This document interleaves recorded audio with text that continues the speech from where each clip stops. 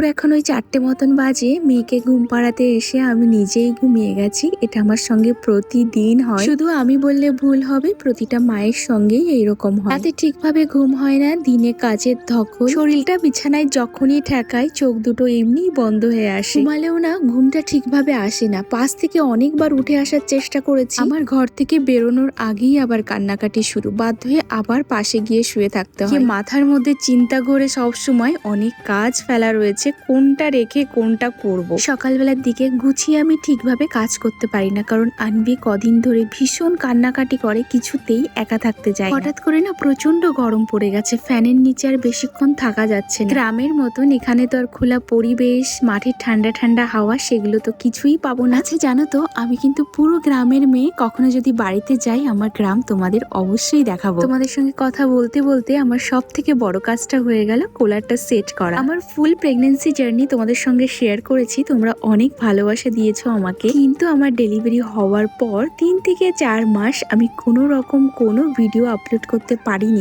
অনেক কারণ আছে, ধীরে ধীরে সবটাই তোমাদের সঙ্গে শেয়ার করব। ওই যে বললাম আমার ওঠার সঙ্গে সঙ্গেই উনি উঠে পড়েন, যথারীতি উঠে গেছে। বললাম না সকালবেলা আমি কোনো কাজ গুছিয়ে করতে পারি না। মেয়ে স্কুল থেকে বাড়িতে আসে ওই 4টের পর থেকে মোটামুটি আমি সমস্ত কাজ করা শুরু করে দিই। ও আবার 5:30টার দিকে চলে যাবে পার্কে, এর মধ্যে আমি যতটুকু কাজ গুছিয়ে নিতে পারি। ওই স্কুলের কাজ করছে সঙ্গে আনভিকে নিয়ে। জানো তো স্ক্রিন টাইম আমি এখনো আনভিকে দিই। ও কথা বলা, আমাদের মুখে গান শোনা, কবিতা শোনা, কালারফুল ফ্ল্যাশ কার্ড দেখা, অ্যাক্টিভিটি, ওইগুলো খুব পছন্দ করে। আমি জানি না এই অভ্যাসটা কতদিন রাখতে পারবো, চেষ্টা করতে ক্ষতি কি, যত দিন রাখতে পারি। কুলারটা সরানোর পর জায়গাটা ভীষণ নোংরা হয়ে গেছে, তাই ভাবলাম ভালো করে একটু ঝাড়ু লাগিয়ে দিই। বড় মেয়ে সকাল 7টার মধ্যে স্কুলে চলে যায়, আমার 5টার সময় উঠতে হয়, উঠে রান্না বান্না শুরু করতে হয়। ওই যে সকালে উঠে খুন্তিটা ধরছি, আজ ছাড়াছাড়ি নেই। মেয়েকে সকালবেলা খাবার বানিয়ে দিই, 10টার সময় হাজবেন্ডকে দিই, 7:30 থেকে 8টার মধ্যে ছোট মেয়েকে একবার খাওয়াতে হয়, 10টার থেকে 10:30টার মধ্যে আবার ওর জন্য খাবার বানাতে হয়, তারপর টুকিটাকি সংসারের কাজ করে আবার দুপুরবেলার জন্য রান্না। সারাদিন শুধু রান্না করছি, থালা বাসন ধুচ্ছি, এর বাইরে আমার মনে হয় না আর কোনো জগৎ আমার জন্য আছে। আমার মতন কার কার অবস্থা এরকম একটু জানিয়ে যেও, জানলে ভালো লাগবে যে আমি অভাগা একা নই, আমার সঙ্গে আরো কেউ আছে। এত সময় কিন্তু ঘরের পিছন সাইডটা পরিষ্কার করেছিলাম, ঘরটা ঝাড়ু দিয়ে এবার বাইরের দিকটা একটু পরিষ্কার করে নেব। ঝাড়ুটার পুরো জায়গা লাগাবো না, প্রচন্ড গরম হাওয়া চলছে। ঝাড়ু লাগাতে লাগাতে আমি সামনের দিকে যাব,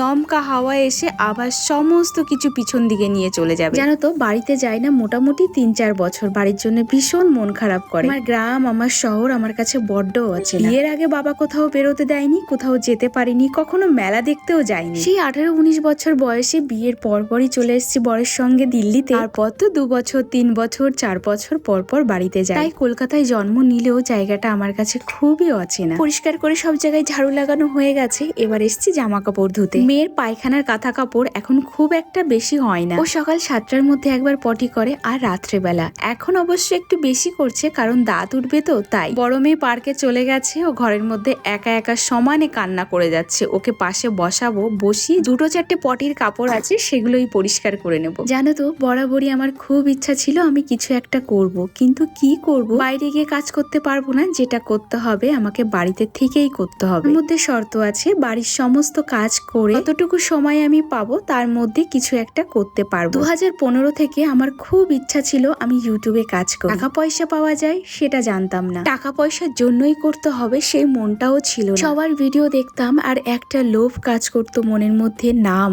পরিচয়, নিজের একটা পরিচয়, নিজের আইডেন্টিটি। একটা নাম দিয়ে সার্চ করলে তার চ্যানেলটা চলে আসতো, তার ভিডিও সামনে আসতো, ঠিক এই জিনিসটাই আমার মনে জায়গা করে নাই। কিন্তু ভিডিও করা তো দূরে থাক, এর জন্য আমাকে অনেকের কাছে অনেক কথা শুনতে হয়। ওই সময় আমার এই কাজের জন্য সঠিক সময় ছিল না, জিনিসটা আমি জেনে পা পিছিয়ে নিয়েছি বটে, কিন্তু যে কাজটা তুমি ভালোবাসো তাকে তো আর মন থেকে মুছে ফেলা যায় না। অনেকে ভাববে এখন তাহলে তোমার হাজবেন্ড সাপোর্ট করছে, এখন তো প্রতিটা ঘরে ঘরে ফেসবুক থেকে ইউটিউব থেকে অনেক টাকা পয়সা পাওয়া যায়, এখন মোটামুটি সবাই জানে, তাই হয়তো তোমাকে সাপোর্ট করছে। একদমই না, এখনো সে আমায় সাপোর্ট করে না, শুধুমাত্র আমার কাজের প্রতি আমার ভালোবাসা দেখে এখন সে আমায় আর কিছু বলে না। সংসারের সমস্ত কাজ সামলেও আমি ভিডিও করি, তাকে কিছু বলার মতন সুযোগ আমি দিই না। দেখো কথা বলতে বলতে আমার সমস্ত কাজ হয়ে গেছে, আর মেয়েটা আমার তখন থেকে সমানে বাইরে বসে কান্না করে যাচ্ছে। এখন আর কিচ্ছু করব না, ওকে নিয়ে বসবো, অনেকটা সময় খেলবো।